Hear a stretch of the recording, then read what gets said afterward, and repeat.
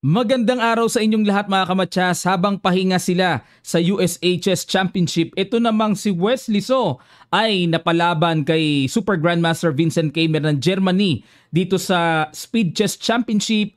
Ginagawa po ito online sa chess.com at maraming games po ito pero may nanalo at kung sino ang mananalo mare-retain at kung sino ang matatalo knockout po.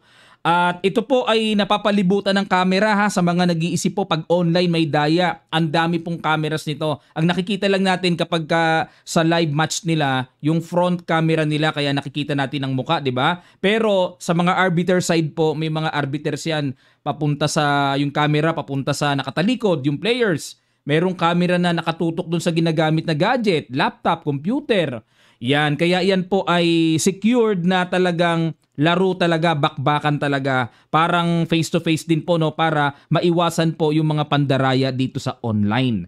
Okay, malaki po ang premyuhan dito. 2 games ang i-analyze natin. Best game na naganap dito, Wesley So versus Keimer, and then kay Magnus Carlsen at kay Jose Martinez na matinding pambato naman ng Mexico. Okay, bago po tayo magsimula mga kamatsas, ito pala po yung puzzle na pinost natin sa ating last upload. Wala pang bago. Hintayin natin yung bago. Sa ngayon, sagutan muna natin ito mga kamatsas. Maraming salamat po sa mga nag-participate at sumagot sa comment section below. Ito yung tamang tira.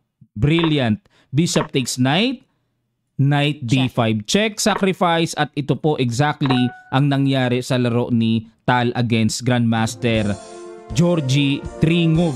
Ayun. Okay po. So may mga ganyan-ganyan dyan at click nyo na lang yung missions para marami pa kayong matry na pang training, especially pang puzzle training. Okay, simulan na kagad natin ang bakbakan dito. Wesley So versus Keimer. Ito po yung napili kong best game. 5 minutes plus 2 seconds increment ang time control nila. Pinasok ang English opening, nag D6 at nag Knight F6 si Wesley, Knight F3, Knight C6, A3. Ayan, ang blitz variation dito ni Keimer. Magbi B4 kagad at hindi pinansin ni Wesley.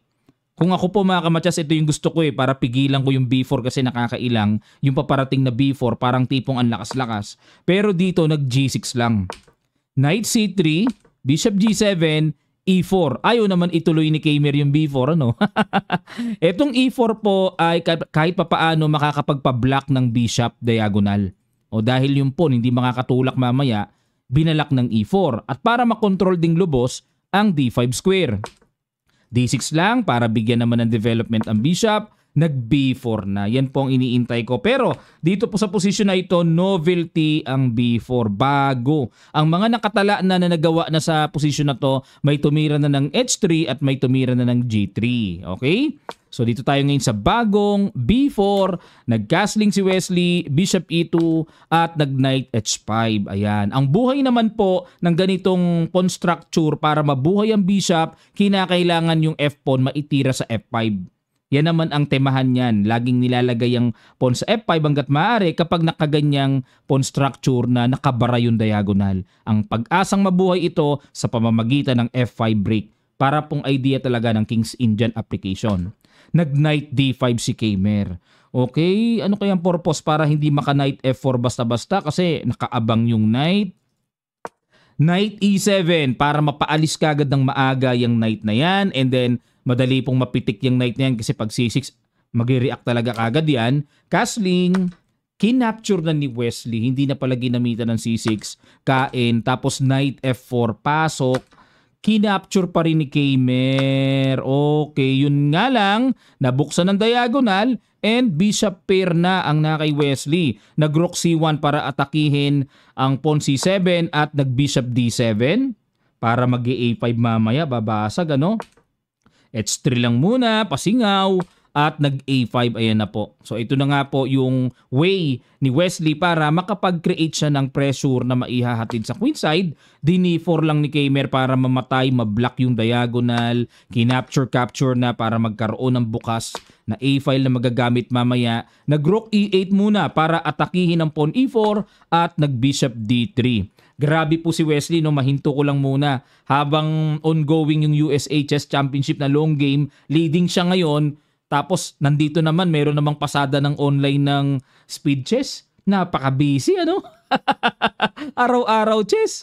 Nag G5, ayan po, no. So ang G5, hindi lang po yan basta para i-depensa sa pawn F4, kundi maihatid yung H5 tapos maka G4, makapag-create ng solid attack sa king side. At the same time, may pressure din po ang puti kahit papaano sa D4 pawn na yan. Kasi ang dumidepensa ay knight lamang. Nag-rook E1, ayan na po, mag-E5 pagkaganyan, ano, bubuuhin na. Nag-H5 na si Wesley para agad-agad maka-istorbo siya immediately with the use of G4 attack at nag-Knight H2 para mapigil ang G4. At the same time, may tempo attack sa H5, G4 pa rin ni Wesley. Talagang pasubok na yan para makapag-create ng attack. Pattern po talaga yan sa King's Indian. Dito kasi mga kamatsas, kung ang gagawin para lang mailigtas ito ay H4, isang napakamaling positional play yan. Naka-fix na yung G4, wala ka ng G4, bali wala ngayon yung pawn storming mo dyan, so useless. Kaya kinakailangan ipangbasag na talaga ng atake. At kinapture, capture, knight takes G4, sacrifice pawn, and then queen H4. Kung mapapansin nyo po, may mga laro kong King's Indian, kung matatandaan nyo po, na pinopost ko sa Facebook Kamatsas, di ba?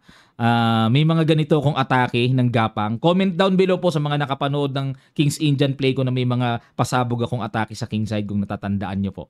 Ayan, Queen H4, may atake sa knight, at nag-knight H2. Ayan, parang pipihit, ano, papunta sa F3, at nag-bishop takes D4. Nabawi din naman ni Wesley yung isang pawn.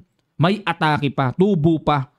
So, sa ganitong pagkakataon, ang evaluation bar po ay talagang pumabor kay Wesley. Talagang clear positional advantage na may atake pa. Nag-queen D2, depensa, at nag-bishop B6. Ayun, gusto rin naman ni Wesley na mailigtas yung paparating na may rook takes kasi. Pero, according sa strong computer engine Stockfish, hindi na pala kailangan depensahan ito. Ang mabagsik palang tira na na-miss ni Wesley ay rook A3. Iyan ang mabagsik pala dyan. May capture kasi doon. Na kapag kumapture may bishop takes F2 kung natatanaw. May mga ganyang paparating na sacrifice kagad. Na dito, ang binigay na continuation, mag-rook C2 para pag kinain ito, depensado pa rin yung pawn F2 pero ang gagawin ay magbi-bishop E5 na. Kumbaga, iiwas na kagad na siyempre, madodouble din yan at the same time eh. Ayun, so etc. Pero ito po ay talagang napakagandang idea pala yung rook A3 na yun. Pero medyo na passive dito si Wesley, na pressure siya sa kanyang hanging C7 pawn at nag-knight F3, bumalik na yung knight, queen F6 at nag-bishop B1. Ayan. Ano ang plano ng bishop B1 na ito? Siguro po para maiwasan later on ang control the second rank na po pwedeng posibilidad na gawin dyan ni Wesley. Baka mamaya magkaroon ng timing na makaganon pag umalis na yung queen. May atake, may pressure sa F2. At the same time, ito pong bishop B1, ang basa ko dyan, pwede kasing mag-queen D3. Pumatong yung ulo na lalagyan ng buntot, igagalaw na lang yung pawn, papasok yung queen. Yan ang mga nakikita kong paparating na planuhan. Pero nag-king G7 lang si Wesley, medyo malabo po kasi yung plano na yun. Mabagal. Kasi isang king G7 with rook H8, kahit pumatong pa yan dyan, wala ng queen H7 coming. At the same time, imagine niyo po kapag ang rook nandyan, ipatong pa yung queen doon, aray ko, ang dami na pong mga sundot-sundot na magagawa ang black. Nag-queen C3, ayun na. Dahil natanaw nga ni Kamer dito, aray ko, mag-rook H8 na, gaganon na. Hulihin ko na yung queen mo bago pa mangyari yon.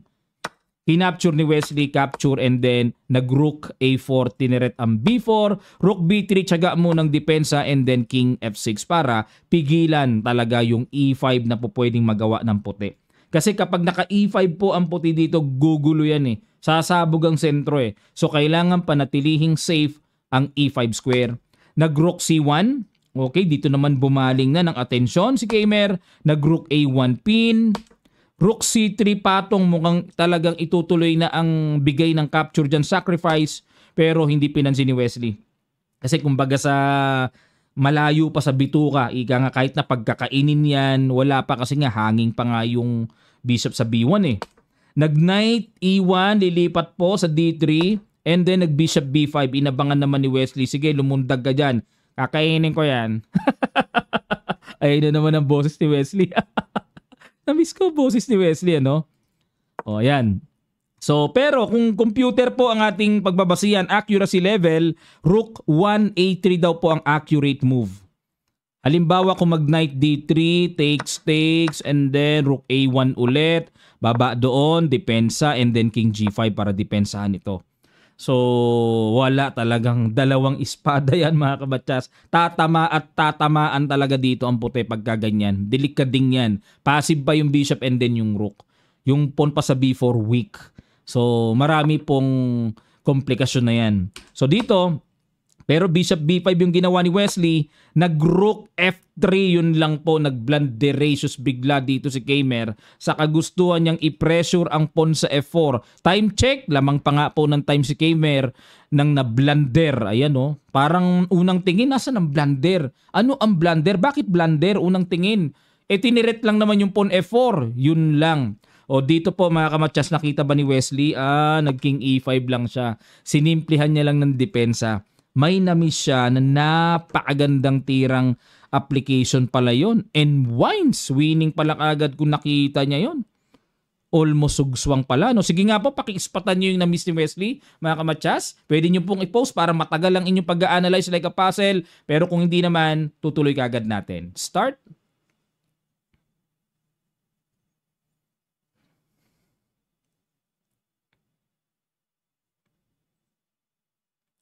Maraming salamat po mga kamatyas. Grabe, ito pala oh. Rook 8a2. Sugswang na pala yan. Unang-una pag kinapture ito, may king e7, tago lang. Kasi kung magki-king g5, check lang baliwala O ngayon, ang threat kasi ito, mag-rook b2 na. Imagine niyo po mga kamatyas, so rook b2 is coming na. Paano yan? Ba't lalaglag ang bishop? At kung makikipagsabayan naman, bishop takes a2, may kain, so naka-threat yun. Walang sapat na pandepensa. Hindi makadikit yung king dahil may nagbabantay. Ayun pala yun, laglagacious pala yung knight. Uy, bago yun Laglagacious. Abangan nyo po yung merchandise namin na magagawa po kami ng mga t-shirts. Nakalagay doon, blunderacious. O yan, sasama ko na, laglagacious, boomy. Nakalagay logo ng kamatyas and then boomy. O, ibig sabihin ng boomy, bumigay. O yan, marami pa tayong mga terms na patok sa ating mga naging mga nagawa na. Ayan, so na-miss ni Wesley yung winning shot na rook 8a2 pero balik po tayo dito sa king e5. Sinimplihan lang ng depensa ni Wesley at nag-rook h3, ayan, para makasundot. Dahil po sa ikli ng kanilang oras, under pressure na rin, hindi na rin nila natutumbukan talaga yung mga madidiin na tira. Dito ang accurate daw is g3. Play G3 po pala kagad dito. Ayun, okay. Pero rook H3, ayun, nakita ni Wesley na ihabol. Na naunawaan na niya na na-miss niya pala yon. Kahapon pa pala yon. Yun ang sinabi ni Wesley, kahapon pa pala daw yon. May rook 1A2 pa. May rook 1A2 na. Anong pa? O ayan, check. King F6. Rook F5 check, king E7, knight C2. Oh, parang kakainin lang to Boomy na. Boom, kinain na nga. Kain, laglag Ay, grabe, dalawang espada sa isang tore. Aray ko. Ano yan? 2 minor pieces sa isang tore. Mabigat yan. O, bishop D7, F3, rook B1. Okay, rook h4, bishop c5. Ayun, para bigyan ng way ang dadaan na po ng ganda nito. Panakip yan dito tapos ganun Solid. Solid dyan. Oh, takbo ka agad Agap-agap si Kaymer. Takbo, ganun. Takbo pa rin. Gumanon. Takbo pa rin. Ayan, kasi dito po kung tatabihan, may ganun Tama ba? Oo nga. May ganyan. Testingin nga natin, parang nalalabuan ako. Pag nag-rook c2, dito pala tira. Oo. Kasi kung dito kasi parang nag-alangan ako, may kain May kain pa Pagka umalis ang tore, may ganun pa Kompleto patong Pero kung gaganon lang pala, tatakpan na, wala na, sugswang na. Ano next move? Check, bitaw, and then promote with tempo. Po-promote ng queen. So, check muna, sacrifice. So, takpan muna yung tore sa likod ng b-pass pawn. Ayun. O kaya pala ginawa dito nag-rook d3 para control lang, walang bishop d4, walang bishop a3, at nag-bishop b6 na. Ayan na po ang pinakamasakit dyan kasi babato na ng sacrifice, magpo-promote na ng queen. So agap-agap, kailangan talaga rook b3, asap yan mga kamatyas. pero sinundot ng bishop, punta doon, and then bishop to d1, tiniretsong pawn, nag-king g2. Ayun mga kamatsa. Sige po, another puzzle na natumbukan ni Wesley. Brilliant! Sa ilang sandali lang, tutuloy kagad natin. Start.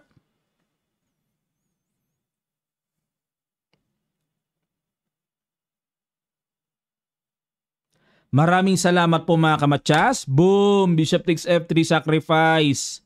10 seconds na lang si Wesley. Oh. Capture, pero may increment naman eh. Yun ang maganda pag may 2 seconds increment. O, capture, check, and then queen, kain-kain.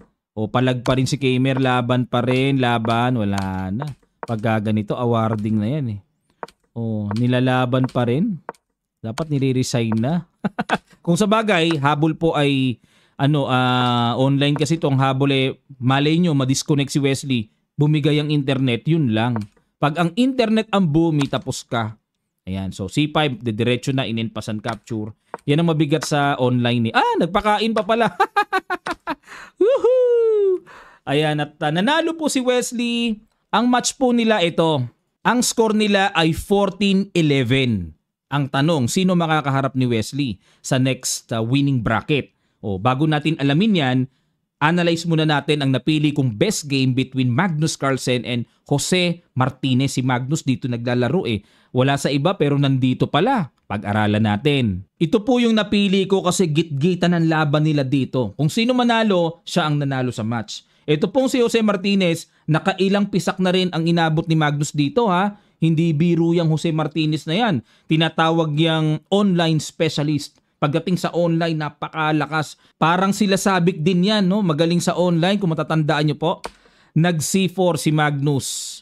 Kung tawagin ay English opening, nag G3, D5, Bishop G2, Knight F6, Knight F3, Bishop E7, castling. Pero ang gusto kasi ni Martinez pagka ganito po yung opening, pag nag D4 kasi katalan na eh.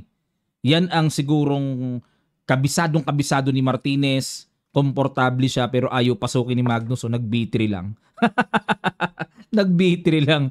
O para wala pa rin yung katalan, may Bishop B2, D4 na. O, kumbaga ito naman po yung drawback sa puti. Ayaw mag D4, ito naman yung lumalabas na hatol dyan. Kumbaga parang pinagbigyan ng puti na ma-dominate ng black yung sentro. So kinontrol talaga.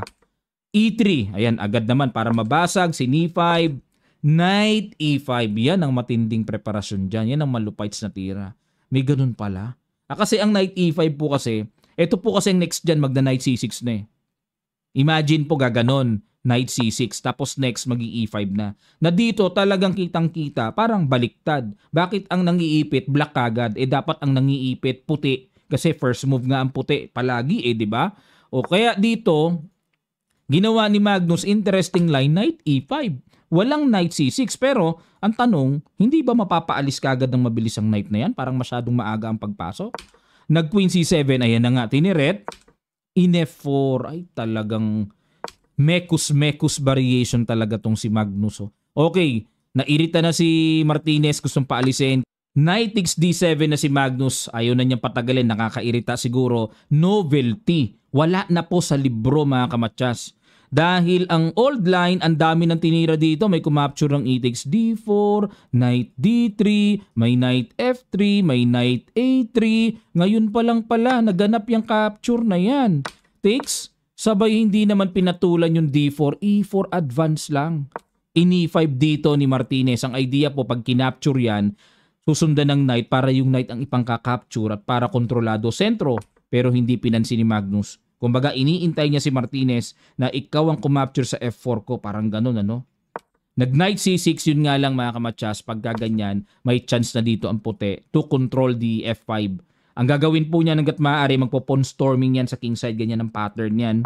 Queen D8, ayun, plano para mag-Bishop G pa via exchange. In-H4 kagad ni Magnus para mapigilan. Nag-A6, ayan, para mag-B5. Knight D2, B5 na, Knight F3. Parang idea nito mamaya, talagang bubuhos yan. Bubuelo yan sa king side attack eh. Kumapture na, capture, and then nag-F6, G4, ayan na nga po. Para siyang King's Indian in reverse idea. Parang yung laro ni Wesley kanina talaga, no? Nabaliktad lang ngayon, parang King's Indian na reverse idea eh. Dapat ang posisyon na to nasa black eh, pag King's Indian. Nag-rook B8, G5 na, Bishop E8, ayun, para mailagay doon sa H5. Kinapture na ang F6, capture ng Bishop, and then nag-Knight G5. Susundot doon sa E6 square at nag-Bishop F7. Ayan, para, sige, subukan mong lumundag dyan. Kakainin ka agad, parang ganun, ano? At dito ay nag-Bishop F3, idea magbi-Bishop H5, susundot ng exchange. Nag-H6, paalis na, kinapture na po yung Bishop. Dito, ang accurate pala, mali pala yun. Dapat ang accurate dito, yun pala. Oh. Natututo rin ako dito sa mga ganito. Pag kinain kasi kain. Ayan, napakalakas niyan. Tapos may G6 mamaya, may Queen G2, mga ganon. Ngayon, kung makikipagsabayan naman, di parang same idea lang sa laro ni Wesley na Bishop pair siya. Katulad nung kanina na nakita natin sa Bishop pair ni Wesley, no? Balik tayo, pero nairita na si Magnus, kinain na agad yung Bishop. Kinain ng King, check doon, nag-King E7. Ayaw na niya mag-stay dito at baka mamaya may mga sacrifice nga mamaya magawa. So, kung ang King nandyan, kahit pa paano, talagang shield, no? May shield talaga na matibay, pero naramdaman na, diyan ka pumunta, dito naman ako manggugulo. Ginugulo talaga ni Magnus. Threat ang Knight. King D6, okay. So, depensa sa Knight at nag-Bishop D2 para mag-Rook B1. Pero binigyan na naman ng bad move ang tira ni Magnus. Dapat daw po ang tira ay Rook F2. Naku po, mabigat itong tira na to. Ang hirap maunawaan, ano? Bishop D2, Rook B2 pumasok. Dito naman daw po ang malakas sa tira, kainin lang muna yung H4. Yun nga lang nasa isip dito ni Martinez, anytime naman pwedeng capturein yung pawn, kaya tinira niya muna yung iba. Rook B2, Bishop C1, bumalik ulit, and then nag-Rook F3 na. Kinain na yung pawn, Rook H3, Bishop G5, at nag-King H1. Obligado po yan kasi kakain. Imagine niyo po, may papagapang na queen doon, check, makukuha yung torre sa C1. Bishop F6, umayaw.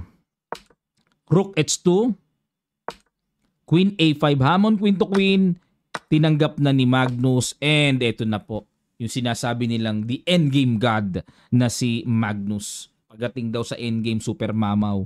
O Bishop pair man ito, yun nga lang, make it sure na yung Bishop pair, parang, eto medyo bad ano, kasi napapalibutan ng kanyang sariling kulay na pawns, pero, nga saan ilalagay ito? Pero Bishop pair pa rin yan eh.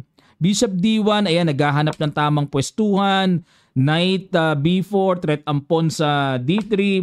Depensa muna. Rook B6, King G2, tiyaga, patong. King F1, tingnan nyo po yung mga endgame technique, oh. Grabe yung mga endgame, oh. Yung King D1, yun lang. Dapat daw Bishop B3. Okay? Ganon. Nako. Kaya ito yung pinili kong laban kasi talagang gitgitan ito eh. Ubusan ng pasensya, ubusan ng pagkaalisto. Pag bumitaw ang pagkaalisto mo rito, bumi ka. A3, ayun na, bad move na si Magnus. Dapat daw po ang tira ay Rook 1 G2. Grabe naman kunatan yan. Yan Knight D5. Diyan pumunta dahil nakabitin nga naman ng Bishop. May katwiran si Martinez. Kinapture ng pawn, bad move pa. Dapat daw C ang pang-capture ni Magnus. Aray ko, grabe. Tumagilid na si Magnus, mga kamatsas. Tumagilid. Nag-King E2 and then nag-Rook E7, Rook G4, and nag-Rook takes A3, Rook B1. Ayun, nakahanap ng sundot-sundot. King C7, good move. Ayan, sabi ko sa inyo. Online specialist tong si Martinez. Yun nga lang, yung oras niya, dugo-dugo na. 3 seconds na lang. Rook to G6. Talagang binuhaghag na, pinasabog na, pero hilaw pa mga kamatsas. Ang accurate daw ay Rook A2 muna. Pin-pin muna. Okay. Nung nag-E4, Bishop F4 check, King D7, check ulit, ganon, exchange. Ayun, bumigay. Oo nga pala. May bumi. Walang bawi. Kaya pala yung E4 hilaw. So mag-E5 na aray go. Check. Nag-King F3 lang. Di pinansin na. Pag chumek dito gaganon lang. Grabe. Ito na yung mga binibiling technique dyan. Yan ay mga binibiling mabigat talaga. Check, ayan o. Gumanon. Okay, para depensahan. Ayun, bumaliktad na po. Tingnan nyo po. Grabe ka winning na si Magnus. 1 second na lang kasi si wala na eh. Dapat daw ang tira is rook to d3. Diyan pala tira. Pag kinapture ito, rook to d4 para makabawi-bawi man lang, makabungi-bungi ng massive pawn sa center. O balik tayo, bishop c3, rook g1 kasi gaganon po eh. Hindi makain-kain to kasi may pin, babagsak yung bishop. So nag-rook g1 pero dapat daw accurate dito is e5. Yan na pala ang tamang setup. Nakakatakot to Paano kung gumanon? Kakainin na to. Pag nag-rook a2, king d3. Yun lang. Yan na naman ang mga binibiling teknikan. Pag kinain to, kain yung bishop. Pag kinain naman ito, may ganon. Oo nga, Dami niyan. Daming pawns. Papagapang, dami talaga. Oo, yun pala mga teknikan doon. Natututo ko sa malalalim na teknika ng in-game eh. Akala nyo, kayo lang natututo. Natututo rin ako mga kamatsas once na nag-analyze tayo ng ganito. May mga malalalim talaga na kung saan aaminin ko hanggang dun lang yung ko sana yung nalalaman ko sa endgame. Pero grabe, may mga ganun pala. Kailangan lang talaga ng lakas ng loob kasi nakakatakot eh. Parang makakakwin eh. Pero bumaba si Magnus, rook g1, rook a2, yun lang. Kumbaga parang baliwala yung rook a2. Pero ang plano dito is check, kain, check, kuha yung tore. Yun ang plano, Pero blunderacious daw ang ginawa ni Magnus, rook b1. Para kung mag-sacrifice, kain lang, walang check. Pero dito, may na-miss pala ditong perfect move na kung nakita, yun ang accurate. Hindi ko na po ipapuzzle sa inyo mga kamatsas, medyo mabigat tong tira na to eh. Rook g3 ang tamang tira yan pala. So walang sacrifice, kakainin lang Threat ang bishop. Kapag gumanito naman, kakainin na to. Pagka gumanito naman, wala na, kakainin lang yung bishop. So baliwala yung ganong technique. Rook g3 lang pala. Paano kung gumanon? Maintain lang. Paano kung gumanito lang? Bishop b4. Sa kakakapture doon. Katakot. Pag gumanon, ganun lang. Pag gumanon kasi, may ganun pala, mauunahan pala. Check then queen. Grabe. Grabe ka-complicated ng endgame battle nilang dalawa. Nakatakot. Nag-rook b1 si Magnus para sisilip ng check doon. Bishop b4. Okay, hindi hinayaan ni Martinez. Pinigilan. e6. Yun nga lang po. Tingnan nyo po. Marcha na. Rook a3. Confused na rin talaga dito si Martinez. Ano gagawin? Pero ang accurate daw po dito is a d1 queen. D1 queen. Pinapakain kain sabay rook f2. Kain yun. Yun na lang sana. Pero lamang pa rin puti na. So rook a3. Rook g1. Threat uli yun. Binalikan. Rook a2. Balik ulit. Kinapture na yon, king f8 and then capture. So promote. Wala pa naman Yun. Kumuwin na. Kain. Punta doon. Check. Parang wala nangyari. Wala na. Bumi pa. Grabe talaga si Magnus talaga. Kaya bumibigay sa kanya yung mga malalakas na kalaban. Kasi grabe rin talaga siya mag-handle ng position. Parang napaka-alisto ng mata niya. Nakikita niya talaga. Dahil dyan, ito po ang naging score nila. Grabe talaga si Martinez. Bilib na ako dyan. Lakas na ako. Pagdating kay Magnus, tingnan niyo po ang score. Aray ko, tambak. Talagang pagka si Magnus nakalaban. Ayan tingnan niyo po 14.5, 8.5. So si Magnus may upuan na para sa next bracket stage. At Fabiano Caruana and Pragdananda maglalaban pa yan. Eric Gaisi, Lasabic. Sino nanalo? Si Lasabic. Ayan. Online specialist din po si Lasabic eh. Alireza Ferrucia, Tuan Minle. Nanalo po si Ferrucia. And then si Nepo Giri hindi pa naglalaban. Hikaru Lekwang Liem hindi pa naglalaban. And then Wesley tapos na. So si Wesley po ay dediretso dito sa letter L. Okay. Hindi pa na ilalagay, hindi pa na-update pero nandyan na siya. Tapos mag-aabang siya kung sino mananalo kay Nakamura and Lekwang Liem. Sino po sa palagay nyo mananalo kay Naka at Lekwang Liem? Alam po nasa isip nyo, Nakamura. Ako yun din pakiramdam ko pero ang chess ay parang bola, bilog. Si Lek Wang Liem, former World Blitz champion yan. Huwag niyang memenosin yan. Matinding player ng Vietnam yan. Okay, so sino po mananalo dyan makakatapat ni Wesley sa quarterfinals na. So big time din po ang papremyuhan dito mga kamatsas. Parang $50,000 ang champion. Parang 3 milyong piso sa atin yun. Online lang to ha. May front camera, kabi-kabila po cameras niyan, kaya wag po kayo mag-isip na baka may daya. So pati yung sound captured yan ng mga arbiters. Pero pag nanonood tayo ng live, ang nakikita lang natin yung front cam nila together with the annotators, no, yung mga commentators.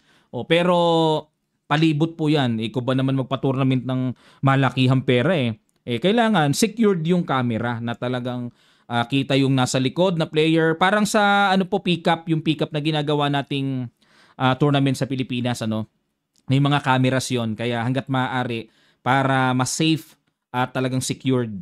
Okay, maraming salamat po mga kamatsas sa inyo pong matigang panonood. Sana po ay natuto kayo, at kung ano man po ang inyong mga katanungan, suhestyon, saloobin, nararamdaman, lapag nyo lang po sa comment section below. Magkita-kita pa tayo sa mga susunod pa nating chess updates.